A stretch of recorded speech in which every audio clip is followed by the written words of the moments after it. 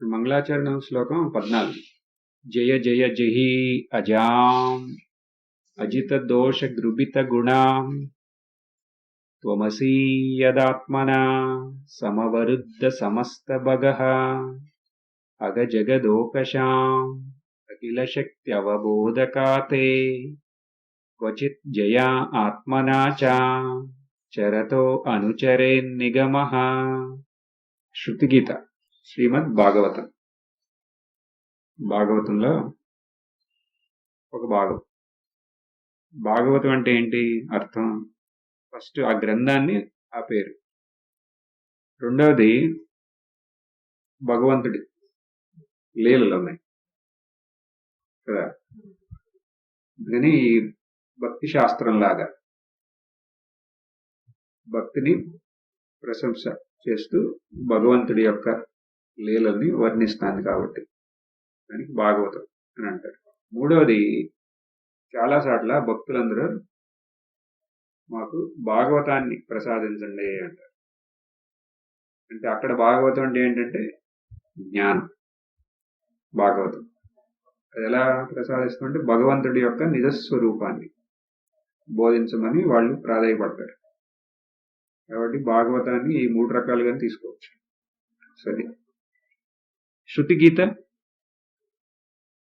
శృతి గీత అంటే శృతి గీత అంటే ఏంటి అసలు? ఎక్కడ వస్తుంది? 10వ స్కందం 87 అధ్యాయం. భాగవతంలో 10వ స్కందం 87వ అధ్యాయంలో వస్తుంది. శృతి గీత అంటే ఏంటి అర్థం? శృతి ఏది వింటే ఆ వినటం వల్ల మన అజ్ఞానం నష్టమైందంటే దాని పేరు శృతి. అంటే అది ఎక్కడి నుంచి ఉద్భవిస్తుంది అంటే గురువు దగ్గర నుంచి. అంటే ఎక్కడన్నా గురువు చెప్పినప్పుడు అప్పుడు శ్రోత వినేవాళ్ళే అజ్ఞానాన్ని తొలగింపబడితే ఆ వాక్యాన్నే శృతి అంటాం. శృతి గీత. ఇప్పుడు ఇక్కడ ఈ సందర్భంలో ఎవరి దగ్గర నుంచి వస్తుంది వాక్యం? గురువు ఎవరు? సుఖ మహర్షి. ఆయన పరీక్షిత్. భాగవతం రచించింది వ్యాస మహర్షి. కానీ ఇక్కడ దాంట్లో ఈ సందర్భంలో ఈ శృతి ఎవరి నుంచి వెల్లడించబడింది అంటే సుఖ మహర్షి. అక్కడ ఆయన ఎవరు? పరీక్షిత్. అంటే ఏది వినటం వల్ల, ఏ వాక్యాలు వినటం వల్ల పరీక్షిత్ యొక్క అజ్ఞానం నుంచి ఆయన ముక్తి పొందాడో దాని పేరు శృతి గీత. అంటే దాని అర్థం ఏంటి? ఇప్పుడు ఎందుకని అలా చెబుతున్నాం? అలాగే మనం కూడా పరీక్షిత్ లాగా వింటే మనకు కూడా మన అజ్ఞానం నుంచి ముక్తి పొందే అవకాశం ఉంది. ఎందుకని? ఇది శృతి గీత కాదు. వాళ్ళకి అలా అయింది, ఒక జిజ్ఞాసుకి అలా అయింది అంటే దాని అర్థం ఎవరన్నా సరే జిజ్ఞాసులు ఉంటే వాళ్ళకే ఈ వాక్యాల వల్ల అవుతుంది. ఎందుకంటే ఆ వాక్యాల్లో అంత దాని సామర్థ్యం ఉంది. అవునా? సో అజ్ఞానాన్ని హతమార్చాలి. దానికి 2 రకాలుగా చేయొచ్చు అది అజ్ఞానం. ఎలా? ఒకటేమో తక్షణమే అజ్ఞానం నాశం. ఇంకొకటి క్రమేణ. అవునా? ఏంటి రెండిటికి తేడా? ఈ 2 మార్గాలకి వినగానే అంటే ఇంకా మళ్ళీ చేయడానికి ఇంకా అవకాశం లేదు. ఇంకా ఒక మార్గంలో వినటం, జ్ఞానం పొందటం. రెండోది ఏంటి? అలా కాదు, విని దాంట్లో నుంచి కొంచెం నేర్చుకుని మళ్ళీ మనం అభ్యాసం చేయాలి, సాధన చేయాలి. అప్పుడే జ్ఞానం. 2 మార్గాలు వేరు. ఏంటి 2 వేరే వేరేగా ఎందుకున్నాయి? ఒకటి తెలుసుకోవాలి, తెలుసుకుంటేనే జ్ఞానం. తెలుసుకున్న మాత్రంతోనే జ్ఞానం. ఇంక మళ్ళీ చేయటానికి చేసేవాడు కూడా మిగలడు. ఇంకా అక్కడ మిగలంటే ఆ వ్యక్తిత్వం యొక్క మిథ్యాత్వం స్పష్టమవుతుంది. ఎవరు? వినేవాడి యొక్క మిథ్యాత్వం. రెండవది ఏంటి? ఈయనకి ఆయనకి అంత స్పష్టత రాల. కాబట్టి తర్వాత మళ్ళీ ఇంకా మన నిధ్యాసనలో, లేకపోతే సరిగ్గా వినకపోతే వినటానికి కావాల్సిన సామర్థ్యం అవన్నీ సంపాదించుకుని తర్వాత మెల్లగా ఈ సాధన ద్వారా ఈ అజ్ఞానాన్ని నుంచి ముక్తి పొందుతారు. ఇది 2 రకాలు. ఇప్పుడు చేయటం అనేది తర్వాత ఏం చేయాలి అంటే అది ఒక్కొక్కళ్ళ యోగ్యత పట్టి ఉంటుంది. బాగా సూక్ష్మం అయితే మన నిధ్యాసనే. కాదు స్థూలం అంటే అక్కడ నిష్కామ కర్మ, నిష్కామ భక్తి ఇవన్నీ వస్తుంది. మీకేది కావాలి? ఈ రెండిట్లో వినగానే ముక్తి పొందాలా, లేకపోతే విని మెల్లగా ముక్తి పొందుతారా? వినగానే, అవునా? సో మెల్లగా అంటే అది ఎప్పుడన్నా పొందొచ్చు, ఎప్పుడన్నా జన్మలు కూడా అవ్వచ్చు అది, అంతే కదా. ఎందుకంటే ప్రోగ్రామ్ అలా పెట్టుకున్నారు అనుకోండి మెల్లగా, అంటే ఇక మెల్లగా అనేది ఇంకెప్పుడో వినగానే అని అంటే కదా. ఏదైనా ఓకే, ఈ రెండిట్లో ఏదో ఒక మార్గం ద్వారా. ఇంకా ఇప్పుడు ఒక దాంట్లో ఏంటంటే తక్షణమే అనుకోండి ఇక అవిద్యకి చోటు లేదు, అవిద్యను ఒప్పుకోం.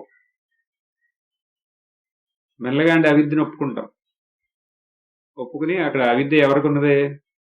ఒక అజ్ఞానిని కూడా ఒప్పుకోవాలి. ఇక్కడ ఒప్పుకుని ఇంకా ఆయనకు ఉపాయాలు చెప్పాలి ఇక్కడ. లేకపోతే అసలు ఏంటి అవిద్య ఏంటి? అసలు అవిద్య అసలు ఎక్కడుంది అవిద్య?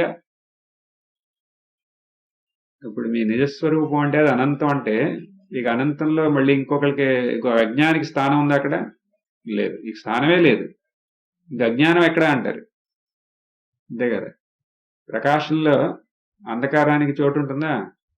అది సూర్యుడిని నేను చూడాలి అంధకారం అంటే కుదురుతుందా? అసలు ఏంటి సూర్యుడు అంటారు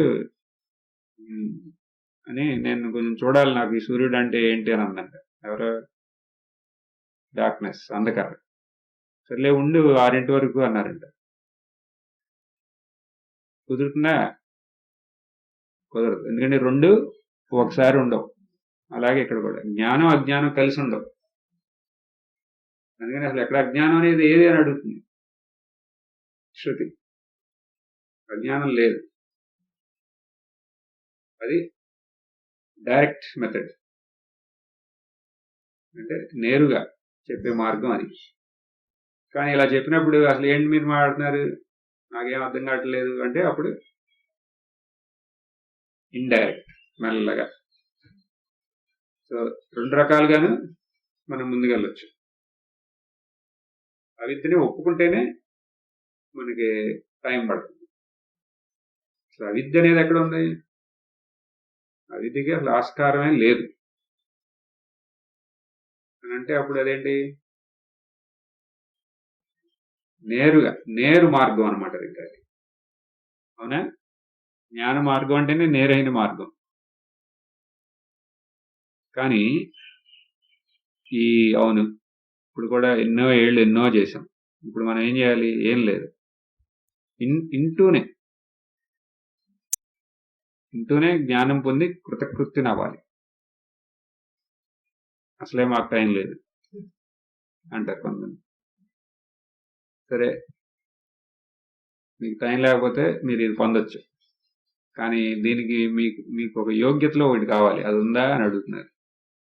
ఏంటది? ఏదుంటే జ్ఞానం లభ్యమవుతుంది? శ్రద్ధావాన్ లభతే జ్ఞానం. శ్రద్ధ అంటే ఏంటి? శ్రద్ధ అంటే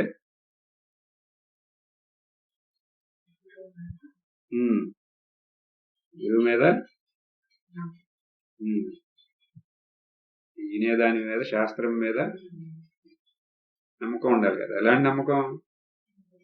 దృఢం, చంచలం కాదు, చంచలమైన నమ్మకం. మళ్ళీ మన మీద, మనకి వినేవాడికి కూడా వాడికి నమ్మకం ఉండాలి. సో ఇది ఒక ఎగ్జాంపుల్ తో చెప్పారు. ఏంటి? ఒక అతను ఒక అడవిలోకి వెళ్తున్నాడు. అంటే నుయ్యిలో పడిపోయాడు, పురాతనమైన నుయ్యిలో. కానీ కిందకి వెళ్లకుండా మధ్యలో ఆగిపోయాడు. దేన్ని పట్టుకున్నాడు? ఆ వేళ్ళని పట్టుకుని ఒక క్రీపర్నో ఏదైనా పట్టుకుని అక్కడ మధ్యలో అయిపోయాడు. లోన్ నుంచి ఎడుతున్నాడు బయటికి లాగండవు అని. అప్పుడు ఒక ఆయన పైనుంచి ఒక తాడుని పైనుంచి వేశారు. ఇది పట్టుకు పైకి రావయ్యారు. అప్పుడు ఆయనకి ఈయన మీద శ్రద్ధ ఉండాలి కదా. శ్రద్ధ దాన్ని అందుకని శ్రద్ధ ఉంటే ఏం చేస్తాడు, అది వదిలేసి దీన్ని పట్టుకుంటాడు. దీన్ని పట్టుకుంటే అప్పుడు ఆయన పైకి లాగుతాడు. అవునా? అప్పుడు ఆ పైకి లాగుతుంటే ఆ వచ్చే ఓపిక కూడా ఉండాలి దాన్ని పట్టుకుని. ఆయన ఇలా కుదరదు అన్నాం అనుకోండి, కింద నుంచినే ఏడుతున్నాడు అనుకోండి, నేను రావాలి పైకి అంటే అప్పుడు ఏంటి, ఇంకో మార్గం ఏంటి, ఏం లేదయా నువ్వు ఎక్కడున్నావు అక్కడే ఉండని పైనుంచి మెల్లగా ఇసుకుపోతారు అనమాట ఓ పక్క నుంచి. అప్పుడు ఏమవుతుంది, మెల్లగా పైకి ఇసుక పైకి వస్తుంది కదా, ఆ రకంగా పైకి వస్తాడు. ఈ రకంగా 2 మార్గాలు. కానీ రెండో వాడు అప్పటి వరకు ఎందుకున్నాడు, వాడికి పట్టిందేమో ఒక నెల, ఫస్ట్ వాడు ఎమ్మటే వచ్చేసాడు. అంటే దీని రెండింటికి ఏంటి, శ్రద్ధ, అంతే కదా. రెండో వాడికి డౌట్, ఏమో అది పట్టుకుంటే ఆ తాడు మధ్యలో తెగిపోతే ఇది అట్లీస్ట్ కొంచెం బలంగా ఉంది, లేకపోతే ఆ పైన బలం లేక వదిలేసాడు అనుకో మధ్యలో. ఈ రకంగా ఆయనకి నమ్మకం, శ్రద్ధ లేదు. కానీ శ్రద్ధ ఉందనుకోండి ఎమ్మటే బయటకు వస్తాడు. అది ఇంకోటి, ఎక్కడున్నాడో ఆ మొదటాడు ఏంటి అసలు ఇది, పైన ఎంత అందమైన లోకం ఇది, దాన్ని వదిలేసి నూతిలో పడి ఉంటాం ఏంటి, దీని నుంచి బయటకు వెళ్ళాలి, ఏ మార్గం దొరికితే ఆ మార్గం ద్వారా బయటకు వచ్చేయాలి. ఇంకా తీవ్రమైన ఇచ్చ ఉంది. రెండో వాడికి అది లేదు. అక్కడ దోమలు కొట్టినా, అక్కడ మీద నుంచి ఎలికి పాకినా, ఎంత కంపరం ఉన్నా ఎందుకు లేనుకోండి కూడా చావటం కన్నా ఇలా ఉండటం బెటర్ కదా అని అనుకున్నాడు. అందుకని బోల్డ్ టైం పట్టింది. తీవ్రమైన అముక్షత్వం కూడా లేదు. దీన్ని రిలేట్ చేసుకుంటున్నారా, సంసారం అంటే ఇది, దీంట్లో ఇన్ని ఇంకా సుఖం అనేది లేదు. అవునా? ఇక దీంట్లో నుంచి బయటికి రావాలి. నాకేం ప్రాబ్లం లేదు, హాయిగా ఉంది, నాకు మంచి భర్త దొరికారు, మాకు మంచి పిల్లలు ఉన్నారు, ఇలాగే ఎన్నిసార్లు వస్తాను అంటే సరే ఓకే అంటున్నాడు. అలా కాదు, ఏదేమైనా అన్నీ మంచి ఉన్నా దీంట్లో కూడా ఒక ఒక శాశ్వతమైన సుఖం లేదు, ఇక ఎప్పుడు ఇంతేనా, దీంట్లో నుంచి బయటికి రావాలి అంటే నా నిజ స్వరూపాన్ని తెలుసుకోవాలి ఇప్పుడే అన్నాం. అప్పుడు వాళ్ళకే నేరైన మార్గం వల్ల ఉపయోగం ఉంటుంది, ఎందుకంటే యోగ్యత ఉంది కాబట్టి. శ్రద్ధ ఉంటే అప్పుడు వాళ్ళకి ఏకాగ్రంగా ఈ మార్గంలో పయనించడానికి అవకాశం ఎక్కువ. 1 పాయింటెడ్నెస్. దానివల్లే ఆయనకి అర్థమవుతుంది, లక్ష్యార్థం అర్థమవుతుంది. అర్థమవటం వల్ల ముక్తి ఎప్పుడు తక్షణమే ముక్తి. రెండో ఆయనకి అది లేదు కాబట్టి ఇంకా ఆ యోగ్యత ప్రాప్తి కోసం సాధనలు చేయాలి. కానీ ఎప్పుడైతే ఆ శ్రద్ధ ఆయనకి ఉత్పన్నం అయిందో అప్పుడు ఇంకా తక్షణం అదనమాట. అంతేగా కొంతమంది ఇలా సంవత్సరానికి ఒక 10 రోజులు వింటారు అంతే. సరే మీకు అర్థమవుతుందా? అర్థమవుతుంది. సో ఇక్కడే ఉండమా, ఉండి ఇలాగే ఒక సంవత్సరం చెప్పమా, లేదా నెల చెప్పమా అని అనుకోండి. వద్దండి, మాకు బోల్డ్ పనులు ఉన్నాయి, మీ పని మీరు చూసుకోండి, మా పని మేము చూసుకుంటాం. సరే, అప్పుడు ఇంకా మెల్లగా వెళ్తూ ఉంటుంది అనమాట. కానీ ఎంతో కొంత శ్రద్ధ ఉంది. కానీ ఏదో ఒక టైంలో వాళ్ళకి శ్రద్ధ వస్తుంది. మీరు చేసిన సాధనలు ఏమి వ్యర్థం అవ్వవు కదా. అప్పుడు ఈ తక్షణం మార్గంలో వల్ల వాళ్ళకి, నేరైన మార్గం వల్ల వాళ్ళకి లాభం ఉంటుంది. ఇప్పుడు ఈ భాగవతంలో ఏ మార్గం? భక్తి మార్గం అంటామా? అందరూ అట్టాగా అనుకుంటాను కదా. భాగవతంలో 2 మార్గాలు ఉన్నాయి. ఎందుకో తెలుసా? అప్పుడు ఈ పరీక్షిత్తు చూడండి. పరీక్షిత్తు ఏంటి ఆయన గొడవ? ఆయనకి శాపగ్రస్తుడయ్యాడా? ఎవరిచ్చారు శాపం? ముని యొక్క కుమారుడు శాపం ఇస్తాడు. అందుకని ముని మీద పాము, ఆ సర్పాన్ని ఆయన మెడలో వేశారని కదా, అవన్నీ మీకు తెలుసు కదా. కాబట్టి వాళ్ళ వాళ్ళ కుమారుడు వచ్చి ఆయన కోపగ్రస్తుడై శాపం ఇస్తాడు. ఇలా నీకు రక్షకుడు వల్ల కాటు వల్ల నువ్వు వారం రోజుల్లో మరణిస్తావు. అందుకని ఇప్పుడు ఏమంటున్నాడు ఈయన, నేను వారం రోజుల్లో చనిపోతున్నాను కాబట్టి నాకు ఒక ఉపదేశం ఏమండే, అసలు నేనేం తెలుసుకోవాలి, నాకు నాకు చెప్పండి, అసలు నేనేం చేయాలి, నేను అసలు ఏం తెలుసుకోవాలి, ఎందుకంటే వారం రోజుల్లో నేను వెళ్ళిపోతున్నాను, శాపం వచ్చేసింది అని అడుగుతారు. అప్పుడు శుకాచార్య ఆయన ఏం చేశారు, సరే ఈ గుడిలోకి వెళ్ళరా, ఈ తాయెత్తు కట్టుకో, ఈ పూజ మొదలెట్టు, అవునా, లేకపోతే ఇక లఘు సిద్ధాంత కౌముది చదువు, ఇలాంటివి ఏం చెప్పలే. అందుకని అంటున్నాడు, నాకు ఇంకా ఏం చేయాలి, నాకు ఇంకా టైం లేదు అన్నాడు. అప్పుడు ఈయనేమన్నారు, మళ్ళీ మామూలు నేను ఎందుకు చెప్పాను, మామూలుగా ఆశ్రమాల్లో జరిగేది అదనమాట. ఇది మెల్లగా యోగ్యుడిని చేద్దాం ఏంటి. ఇక్కడేమన్నారు ఈయన, నువ్వేమనుకుంటున్నావు, నీ గురించి నువ్వు చనిపోతావు అని అనుకుంటున్నావు కదా, అదే అజ్ఞానం, అది పశుబుద్ధి అంటున్నాడు ఈయన.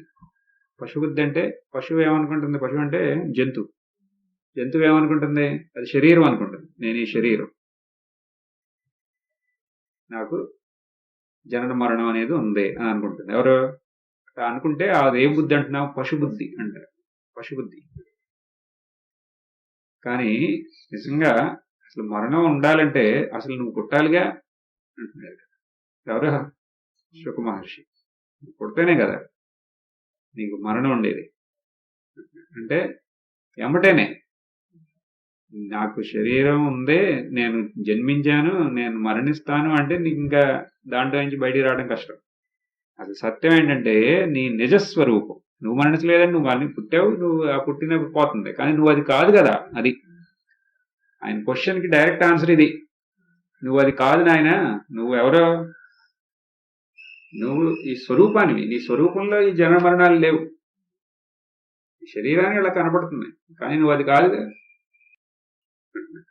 అంటే ఇదేం మార్గం, ఇది నేరైన మార్గం. సో అంతా ఇదే ఉందా అంటే అంతా కాదు. అందుకని ఈ రకంగా ఇంత ముముక్షత్వం ఉన్న వాళ్ళకే ఇది, మరి లేని వాళ్ళకేంటి, మెల్లగా ఇంకా భగవంతుడు లీలలు చెప్పి వాళ్ళు ఎలా వాళ్ళకి భక్తి పెంపొందించుకున్నారో చూసి ఆ రకంగా మనం పెంపొందించుకుని తర్వాత మనకు కావాల్సిన శ్రద్ధ లభ్యమైతే అప్పుడు నేరైన మార్గం చెబుతాను బాగవుతుంది. అంటే రెండూ ఉన్నాయి దీంట్లో. కానీ మనం ఇప్పుడు సెలెక్ట్ చేసిన పార్ట్ ఏంటి, శృతి గీత, అది అక్కడ నేరైన మార్గం. దాంట్లో కూడా ఇప్పుడు మీకోసం కొన్ని శ్లోకాలే, 12 శ్లోకాలు. దాంట్లో ఒక శ్లోకం చూసాం ఏంటి, అదే మనం ఉచ్చరించాం. నేను ఆ శ్లోకాన్ని మంగళాచరణం కింద పెట్టాడు. ఇప్పుడు ఏంటి ఆ శ్లోకం, జయ జయ జహి అజాం అజిత దోష గృపిత గుణా త్వమసీ యదాత్మనా సమవరుద్ధ సమస్త భగః అగజగదోకషాం అఖిల శక్తి అవబోధకాతే క్వచిత్ జయ ఆత్మనా చ చరతో అనుచరేన్ నిగమః. ఏంటి అసలు అర్థం, జయ జయ అంటే భగవంతుడిని స్తుతిస్తున్నాం మనం. మనం అంటే నీకు జయం కలుగుగాక, అలా జయ జయ. ఇక్కడ మనకి అభ్యాసం లేదు కదా, అక్కడ నార్త్ లో ఇప్పుడు ఎవరైనా సాధువులు వస్తే ఇంటికి పిల్లలు ఉంటారుగా, వాళ్ళతో అంటారు మహారాజీకి జై బోలా జై బోలా అంటారు. జై బోలా అంటే ఆయన ఏమంటాడు, బాబు ఏమంటాడు, జై గండ నమస్కారం చేస్తాడు. జై బోలా అంటే నమస్కారం చెయ్యను, నమస్కారం చేసి వాడు ఏదో చెప్తాడు కదా, ఓం నమ శివాయ, జయ శ్రీరామ్, అలా. అంటే ఇక్కడ ఏంటి? జయ జయ. ఈ రకంగా మనం భగవంతుడిని స్తుతిస్తున్నాం. ఎందుకని స్తుతిస్తున్నాం ఆయన్ని? ఆయన్నే అసలు ఎందుకు స్తుతించాలి అంటే అజిత. అజిత అంటే ఆయనకి ఎల్లవేళలా విజయం ప్రాప్తించేది ఆయనకు ఒక్కలికే అంటారు. ఎవర్ విక్టోరియస్ అంటారు. ఎప్పుడు జయమే. ఆయన ఎక్కడుంటే అక్కడ జయం, ఇక పరాజయం అనేది ఉండదు. అవునా? ఎక్కువ మంది ఇళ్లలో భగవద్గీత ఉపదేశించే శ్రీకృష్ణుడిని అర్జునుడిని ఆ చిత్రాన్ని పెట్టుకుంటారు. ఎందుకని? జయం కలుగుతుంది అక్కడ. ఎందుకని? భగవంతుడు అక్కడ అర్జునుడి యొక్క జ్ఞానాన్ని పోగొట్టే మూడ్లో ఉన్నారు అక్కడ. అవునా? ఆ ఊరిని ఆ చిత్రం మన ఇంట్లో ఉంటేనే జయం కలుగుతుందని ఎంతో మంది ఇళ్లలో అది పెట్టుకుంటారు. కానీ లక్ష్యార్థం ఏంటి? ఆ ఇన్స్పిరేషన్ మనకే. చూడు, అక్కడ అర్జునుడికి అంత కష్టాల్లో ఉన్న ఆయనకి భగవంతుడు జ్ఞానోపదేశం చేశాడు. అలాగే మనకు కూడా కష్టాలు వస్తే అటు ఇటుగా చూడాల్సింది భగవద్గీత చూస్తే మనకు కూడా జ్ఞానోదయం అవుతుంది అని తెలవటం కోసం. ఏదేమైనా కానీ భగవంతుడి యొక్క సాన్నిధ్యం ఉంటే అక్కడ జయం జరుగుతుంది అనేది అందరికీ తెలుసు. ఎందుకనే ఇప్పుడు ఇల్లు కట్టినా సరే ముందు భగవంతుడి చిత్రం పట్టుకునే ముందు లోనికి వెళ్తాం. ఎందుకని? ఆయన ఉంటే జయం జరుగుతుంది అని. ఎందుకని ఇక్కడ ఆయన్ని ఇక్కడ అజిత అంటున్నాం. అంటే ఇక ఆయన ఉంటే ఇక జయమే, ఈ పరాజయం అనేది లేదు.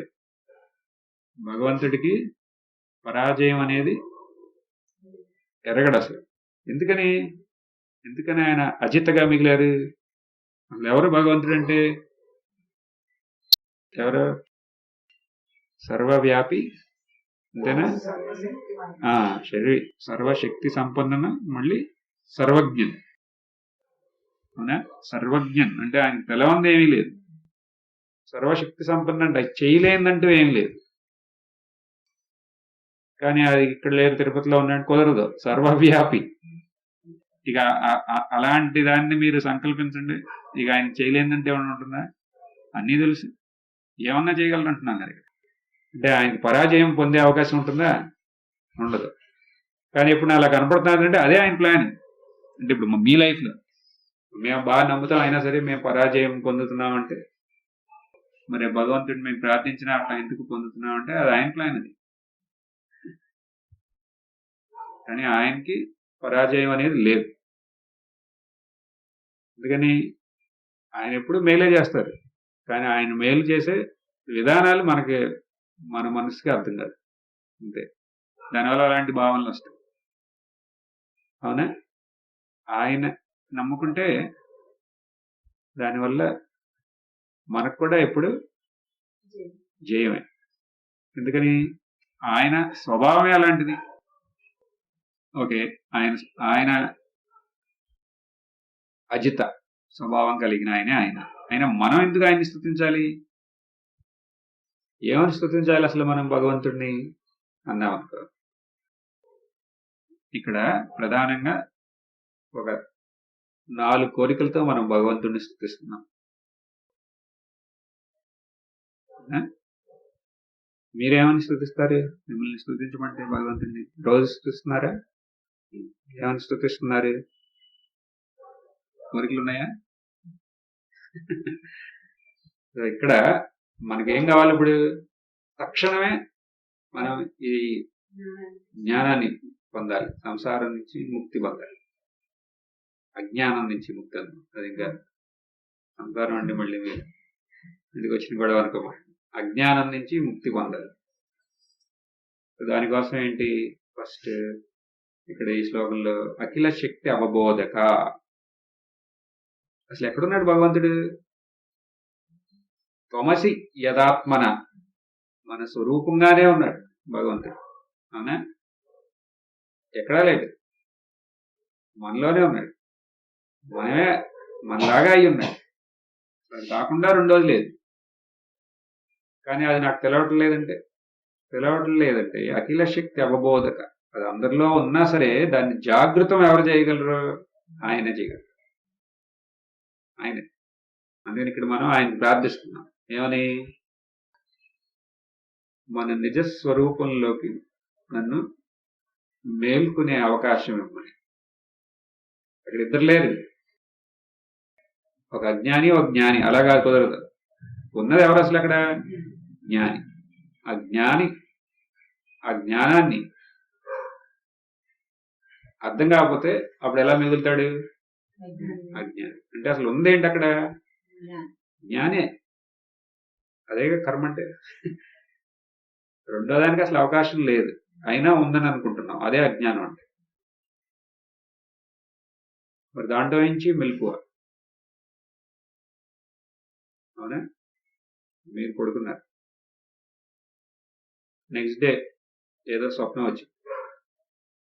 ఆ స్వప్నంలో మీరు ఏం చూద్దాం, మీరు ఇందిరాగాంధీ అంటున్నారు. అప్పుడు పొద్దున్నే లేచి ఇక నన్ను కాలిస్తానాళ్ళు ఎవరు చంపేస్తున్నారు, నన్ను కాపాడండి అంటే ఎవరు కాపాడగలరు? ఎలా కాపాడగలరు? చూడండి, ఏం చేయాలి అప్పుడు? నువ్వు అది కాదమ్మా, నువ్వు ఆవిడ వేరు, నువ్వు రాత్రి ఏమన్నా ఆవిడ డాక్యుమెంట్ ఏమైనా చూసుంటావు, అందుకనే నీకు అలా అయింది. నువ్వు ఆవిడ కాదు, నువ్వు ఇది చూడు, ఇది మీ ఇల్లు, ఇలా చెప్తే అప్పుడు ఫైనలీ అది ఎప్పుడు దాంట్లో నుంచి బయటకు వస్తుంది ఆవిడ? ఎప్పుడైతే మీ నిజస్వరూపంలోకి మీరు లెగుస్తారో అప్పుడే ఆ ఇందిరాగాంధీ బాధ నుంచి బయటకు వస్తారు. అవునా?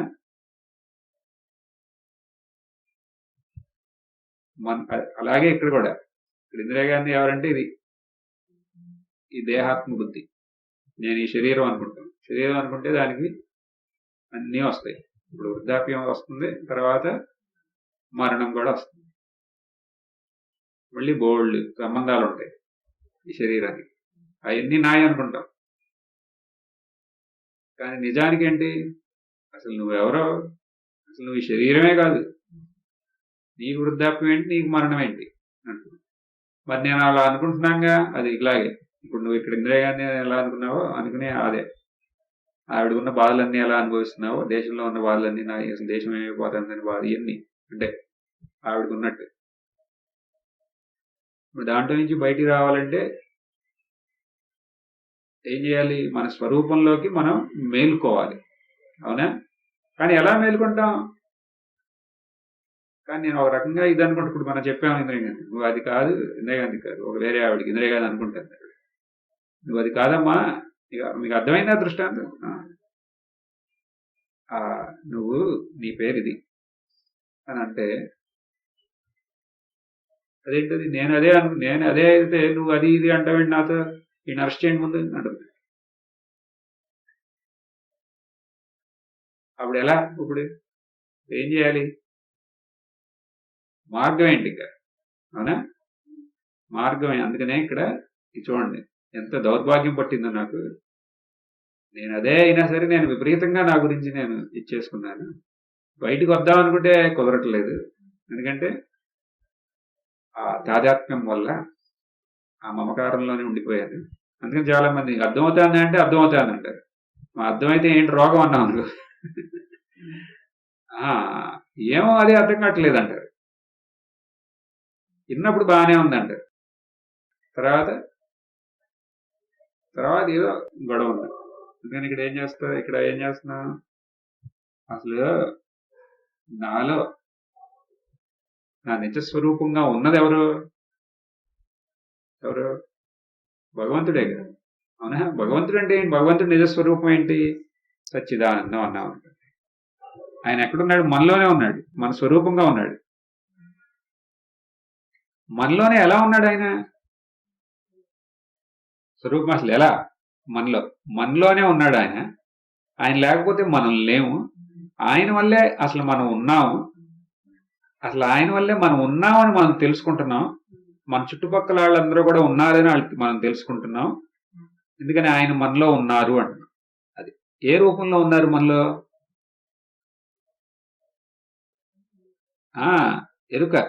ఎరుక రూపంలో ఉన్నారు.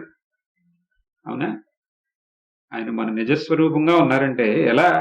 అంటే ఆయన లేకుండా మనం లేము. ఇప్పుడు మళ్ళీ కోరిలేట్ చేసుకోండి దాంతో.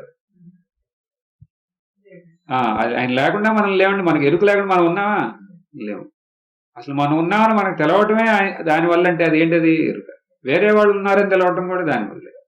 అసలు అది లేకుండా మనం మన గురించి మనం ఊహించుకోలేం అనుకుంటే మనం ఏమవుతాం? ఇంకా ఎరుకు కాకుండా రెండోది అవుతామా? ఆ ఎరుకే భగవంతుడి యొక్క స్వరూపం. ఆయన మనలోనే ఉన్నాడు, మన ఎరుకులాగా. అవునా? కానీ మనకి ఆ ఎరుకని విస్మరించి అన్నిటిని, ఆ ఎరుక సహాయంతోనే అన్నిటినీ గుర్తిస్తాం. మళ్ళీ దాంట్లో అనమాట మనకు బాధలు. కానీ ఇక్కడ ఏంటి? ఎరుక. బాబు నువ్వు అసలు ఆ ఎరుకు నువ్వమ్మా అంటున్నావు ఇక్కడ. కానీ అది మనకు అర్థం కావట్లేదు. కానీ ఆ ఎరుక వల్ల నీకు అన్ని తెలుస్తుంది.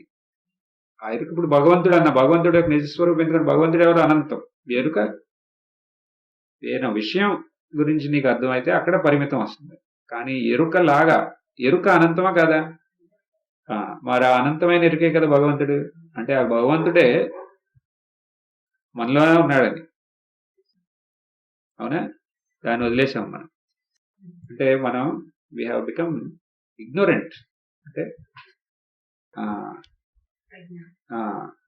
అజ్ఞత మననే బాధించింది. బాధించడం అంటే వీఆర్ ఎక్లిప్స్డ్ అనమాట. మనకు ఒక గ్రహణం పట్టినట్టు. ఇది ఒక గ్రహణం ఉంటుంది, గ్రహణం లాగా మన మీదకి వచ్చింది ఈ అజ్ఞానం. మన నిజస్వరూపమైన పూర్ణచంద్రుడిలాగా అనమాట. కానీ ఒక గ్రహణం మనకేం అవలే అక్కడ నిజంగా. కానీ అవలేదా అంటే అయ్యింది. ఎందుకని? ఇక్కడ స్వరూపాన్ని తెలుసుకోకుండా వేరే దాంతో తాదాత్మ్యం పొందాం. ఇప్పుడు ఏం చేయాలి? ఓకే, ఆ అనంతమైన ఆ ఎరుక భగవంతుడే కదా, భగవంతుడు కాకుండా ఇంకోటి లేడు కదా. కాబట్టి మనం ఏం చేస్తున్నాం? ఇదిగో బాబు నన్ను జాగృతం చేయి భగవంతుడా, నన్ను జాగృతం చేయి అని ప్రాధాయపడుతున్నాం. కాళ్ళ వేళ్ళ ఎవరికే? భగవంతుడు. ఆయన ఎక్కడున్నాడు? మనలోనే మనమే అయి ఉన్నాడు ఆయన. చూడండి. కానీ ఆయన ఒకవేళ దీనికోసం ఎదురు చూస్తున్నాడు, ఆ మూమెంట్ కోసం. ఏంటి? ఏదో ఒక ఎరుకుంది కదా, ఇది నాదే అని చెప్పి ఆ ఎరుకతో దేశాన్ని ఉద్ధరించడం కాకుండా, ఎప్పటికన్నా వీడు ఆ ఎరుక నా నిజస్వరూపం, భగవంతుడు ఆ ఎరుక రూపంలో నాలో ఎప్పుడు ఉన్నాడు, ఇక నువ్వు నన్ను మేల్కొల్పు, దాంట్లోకి నువ్వే జాగృతం అయిపో అని అడుగుతారా? వాడు అడిగితే అప్పుడు ఆ అనంతమైన ఎరుక భగవంతుడు మనలో ఉన్నాడు కదా, అఖిల శక్తి అవబోధక. అసలు అందరిలోనూ ఆయనే ఉన్నాడు. అందరినీ ఉత్తేజం చేసేది అసలు ఆయనే. కాబట్టి నన్ను కూడా చేయమన్నాడు. కానీ అసలు మనం ఎందుకు, why are we missing him? మన ఎరుక రూపంలో మనం ఎందుకు ఆయన్ని చూడలేకపోతున్నాం? ఎందుకని మన ఎరుకని సీమితం చేశాం? పరిమితిని మనం ఆరోపించాం ఆ ఎరుక మీద.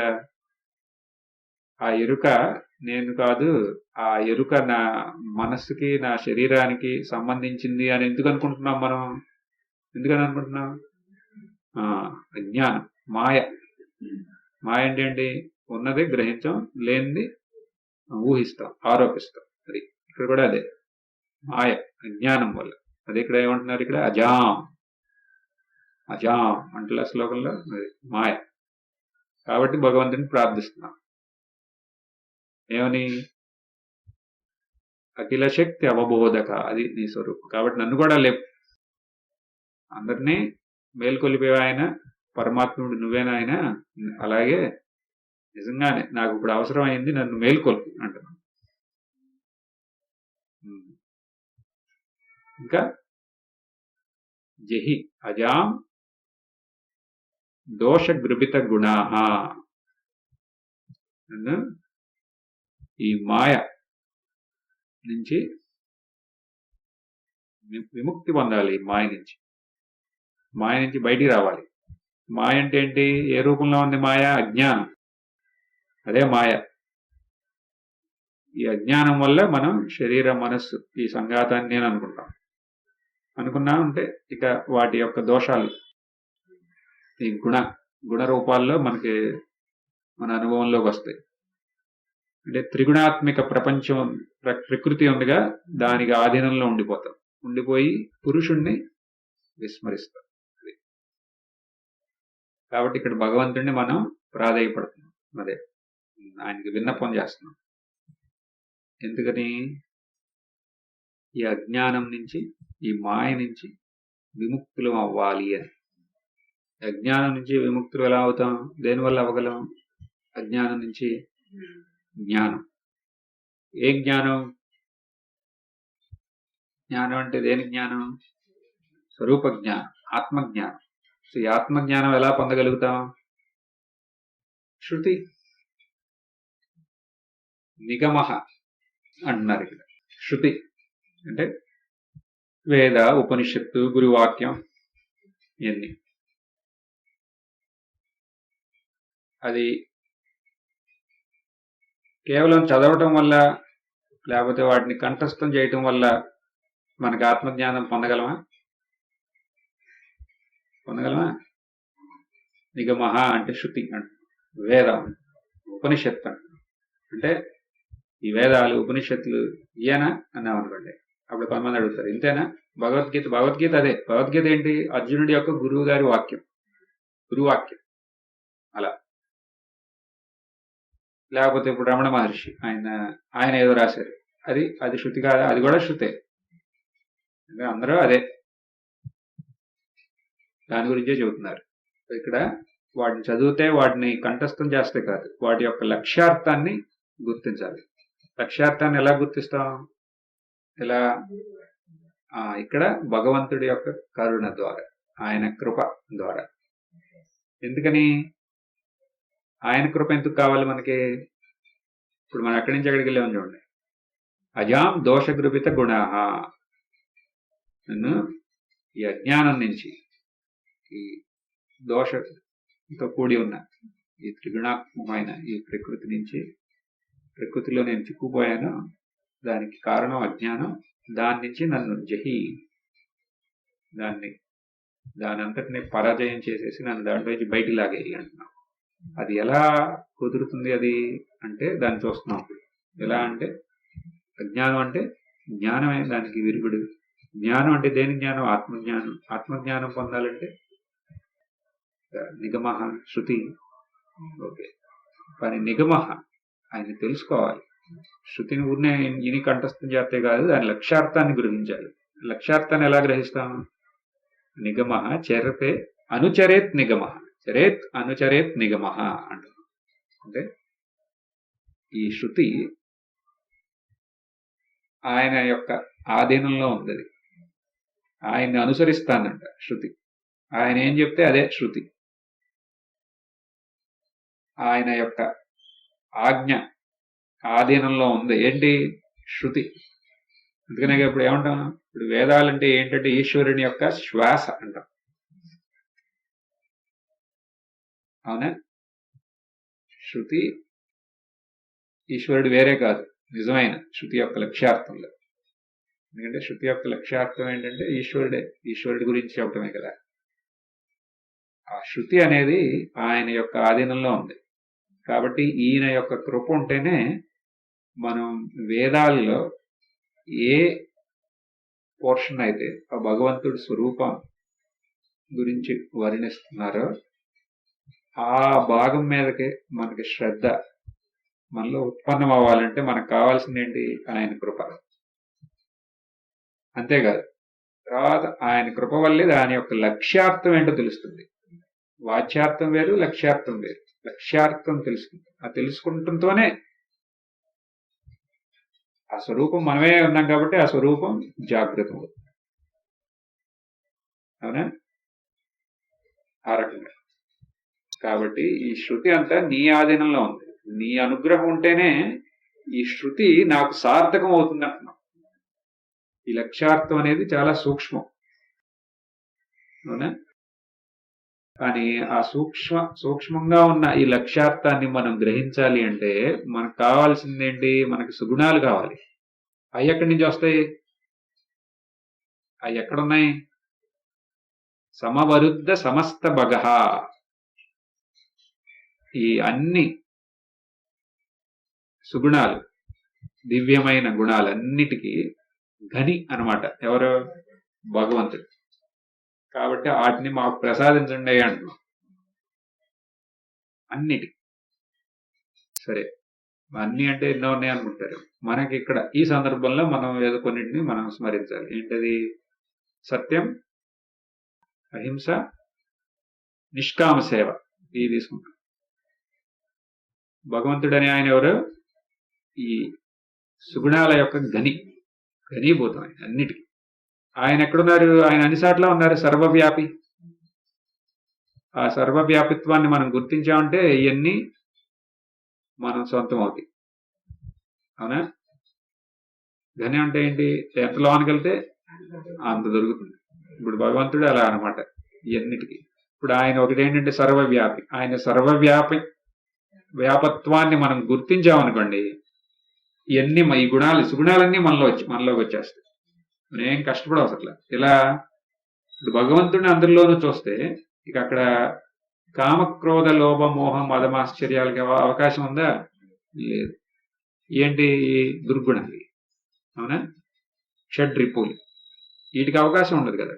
కేవలం భగవంతుడి యొక్క సర్వవ్యాపిత్వాన్ని మనం గుర్తిస్తే చాలు, ఇక ఇవన్నీ మనలో అవకాశమే లేదు. అప్పుడు ఇంకేం చేస్తాం? అందరినీ ప్రేమించాలి కదా.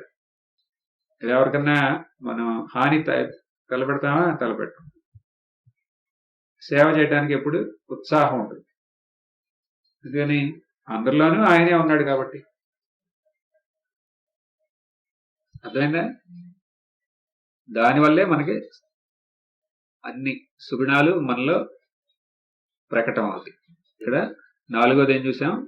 సమవరుద్ధ సమస్త భగః అంటే ఆయన అన్ని గుణాల యొక్క గని. ఆయన యొక్క ఆ సర్వవ్యాపిత్వాన్ని మనం గుర్తిస్తే, మనం అడుగుతున్నాం, మనం గుర్తింపజేసి ఆ గుణాలన్నీ నాకు కూడా ప్రసాదించు అంటున్నాం. సో ఇక్కడ భగవంతుడిని మనం ప్రార్థిస్తూ ఈ 4 మనం ఆయనకి విన్నపించుకుంటున్నాం. ఏంటది? అఖిల శక్తి అవబోధక అంటే అందరి అసలు అచరాలన్నిటినీ మేల్కొల్పేది నువ్వే. అవునా? కానీ ఇప్పుడు నేను అడిగేది ఏంటంటే, నన్ను నా నిజస్వరూపంలోకి మేల్కొలుపు అని అడుగుతున్నాను. తర్వాత అజాం యహి అజాం దోషగృపిత గుణ అంటే ఈ అజ్ఞానం నుంచి నేను జయం పొందాలి. దానికి నన్ను సహాయం చేయి. దానికి కావాల్సిందేంటి? శృతి. కానీ ఈ శృతి మీ యొక్క ఆధీనంలోనే ఉంది. చరతే అనుచరేత్ నిగమ, నిన్నే అనుసరిస్తాను. కాబట్టి దాని యొక్క లక్ష్యార్థం మనకు అర్థం అవ్వాలన్నా మీ కృపే కావాలి. అవునా? ఈ శృతి దగ్గర వరకు వెళ్ళాలంటే మనకు కావాల్సిన ఇప్పుడు లక్ష్యార్థం మీ కృప కావాలి. కానీ దానికి కావాల్సింది ఏంటి? మనలో స్వార్థం ఉండకూడదు. స్వార్థం అంటే ఏంటి? నేను స్వార్థంగా ఉండి కామక్రోధ లోభ మోహ మదమాశ్చర్యాలతో ఉంటూ ఇలాంటి ప్రార్థనలు చేస్తే దానివల్ల ఏమన్నా గుణం ఉంటుందా? ఉండదు. కాబట్టి సమవరుద్ధ సమస్త భగః అన్ని గుణాలు మీలోనే ఉన్నాయి. మీలోనే ఉన్నాయి ఏంటి? ఆయన యొక్క సర్వవ్యాపిత్వాన్ని మనం గుర్తించామనుకోండి, గుర్తించేదే చేస్తే ఈ గుణాలన్నీ నాలో అవి ప్రకటమవుతాయి. ప్రకటమవుతూ వల్ల ఏమవుతుంది? శృతి యొక్క లక్ష్యార్థాన్ని నేను గ్రహించగలుగుతాను. గలిగితే ఏమవుతుంది? చిహి అజా అజ్ఞానాన్ని నేను జయిస్తాను. ఈ అజ్ఞానాన్ని జయిస్తే ఏమవుతుంది?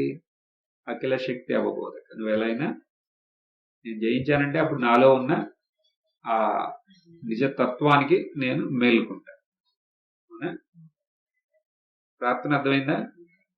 భగవంతుడు ఏంటి? ఇలాంటి ప్రార్థన కోసం వేచి ఉంటాడు. ఇప్పుడు ఇలా ఎవడైతే ప్రార్థిస్తాడు అంటారు కదా, భగవంతుడు ఎప్పుడు చూస్తూ ఉంటాడు ఎవడో ప్రార్థిస్తాడు అంటే. కొంతమంది పూలు చాలా వైభవంగా ప్రార్థిస్తారు. నేను చూస్తున్నాగా, మొన్న వెళ్ళారు కదా వినాయకుడి వారి ఊరేగింపు. అదేంటది అంత మ్యూజిక్, గుండెలు ఆగిపోయేది మ్యూజిక్. ఎవరి కోసం అది? నిజంగా అక్కడ వినాయకుల వారు ఉంటే ఆయన ఏమనుకుంటారు? అక్కడ ఉంటాడా అసలు అలాంటి వాతావరణంలో? అంటే ఎవరి అంతస్తు బట్టి వాళ్ళు అలా చేస్తూ ఉంటారు. అయినా సరే భగవంతుడు ఇలాంటి ప్రార్థన కోసం, అప్పుడు ఆ ఊరేగింపుకి వెళ్తాంటే ఆయన చూస్తూ ఉంటాడు, ఇలా ఎవరైనా నన్ను ప్రార్థిస్తారా అని ఎతుకుతూ ఉంటాడు. ఎవరైనా ఇలా ప్రార్థించారనుకోండి, ఆయన ఏం చేస్తారు? మళ్ళీ ఆ ప్రార్థించేవాడి మనసు మారకముందే ఆయనకి అవన్నీ ప్రసాదించేస్తాడు. ఎందుకంటే ఆయన ఇవ్వటం కోసమే ఆయన ఉంది. ఇలాంటి ప్రార్థన ఎవరైనా ప్రార్థిస్తే తక్షణమే ప్రార్థించే అలాంటి ప్రార్థననే ఆయన అనుగ్రహించాడు అనుకోండి. అనుగ్రహించినప్పుడు దాంట్లో ప్రథమ భాగంగా ఏమవుతుంది? తిరుపతి లేదు ఎవరిన ఇలా ఈ రకంగా ప్రార్థించారు భగవంతుడు. అప్పుడు ఏమవుతుంది? అప్పుడు వాళ్ళకి ఆయన తదాస్తు అన్నాడు అనుకోండి భగవంతుడు. అప్పుడు అది ఎలా ప్రకటన అవుతుంది? ఆ వరం మీకు వరం ఇచ్చేసాడు, ఇంకా మీ ప్రార్థనలన్నీ నెరవేర్చారు. అంటే ఆయన జరుగుతాయి అని అన్నారు. జరుగుతాయి అంటే మనకు ఎలా తెలుస్తుంది? నేను అడిగిన దాన్ని మనకి ఇచ్చారు ఆయన అనేది ఎలా తెలుస్తుంది?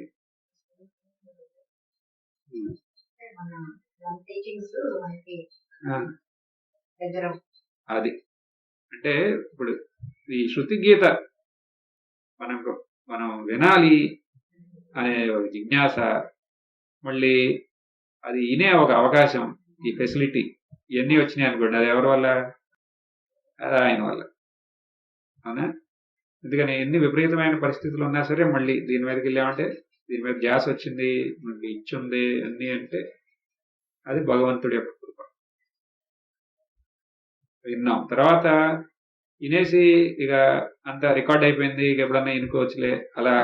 కానీ దాని తర్వాత మననం చేయాలని అని అనిపించింది అనుకోండి, ఇది భగవంతుడి కృప. ఈ అజ్ఞానాన్ని నుంచి ముక్తి పొందాలి అని మనసులో సంకల్పం వచ్చి మననం చేయడం మొదలు పెట్టామనుకోండి, ఇదంతా ఆయన కృప అనమాట. అంటే మనకు అర్థమైపోవాలి ఇక ఆయన కృప ఉంది. అప్పుడు దానివల్ల మనం ఆ స్వరూపాన్ని మన లోన స్పష్టంగా గుర్తిస్తాం. ఈ శ్లోకాలు కొంచెం కఠినంగా ఉన్నాయి, అందుకనే వాటి యొక్క ముఖ్య అంశాలు మనం చూద్దాం. నేరుగా మన స్వరూపాన్ని గుర్తించడం కోసం మనం భగవంతుడిని దానికి అవసరమైంది ఏంటో అన్నింటినీ మనం ప్రార్థిస్తాం. దీని ద్వారా మనం స్పష్టంగా ఆయన్ని మనం గుర్తించడం అంటే ఏంటి? మన స్వరూపంలోకి మనం మేల్కొంటుంది. అవునా? ఇప్పుడు మామూలుగా సుప్రభాతం అంటే ఏంటి? ఆయన్ని మేల్కొల్పుతుంది. అవునా? మా గురువు గారు ఉండేవారు, ఆయన అనేవారు, ఆయన్ని మేల్కొల్పడం ఏంటి అసలు అని మామూలుగా అనేవారు. అంటే అది భక్తి భావంతో అది కరెక్టే, ఆయన అక్కడ ఉన్నారు అని మనం అనుకుంటే. అంటే అక్కడ మేము అక్కడ చదువుకునేటప్పుడు అక్కడ గుడి ఉండేది వెనకాల, అక్కడ ఒక భజన వచ్చేది. మా ఇంటి వెనకాలే ఒక గుడి, ఎద్దేళ్ళు మంజునాథ అని వచ్చేది. ఎద్దేళ్ళు అంటే లెగు, మంజునాథ అంటే శివుడిని మేల్కో మేల్కో అని ఓ ప్రార్థన పొద్దున్నే. అప్పుడు ఆయన అనేవారు, శివుడు ఏడిపించాడు, ఆయన మేల్కోమంటున్నాడు, నన్ను మేల్కొల్పని అంటలా అనేవారు ఆయన. అంటే ఆయన అనంతమైన ఎరుకని మేల్కొల్పటం ఏంటి అని అంటున్నాం ఇక్కడ. అని నన్ను అంటే నా స్వరూపంలోకి నన్ను మేల్కొల్పు అని ఆయన ప్రార్థిస్తుంది.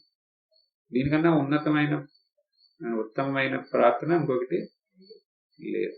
సో ఆ ప్రార్థన అన్నమాట. సో ఈ ప్రార్థనతో మనం రోజు మన సత్సంగం మొదలు పెడతాం. పూర్ణమద పూర్ణమిదం పూర్ణాత్ పూర్ణముదచ్యతే పూర్ణస్య పూర్ణమాదాయ పూర్ణమేవావశిష్యతే. ఓం శాంతి శాంతి శాంతి.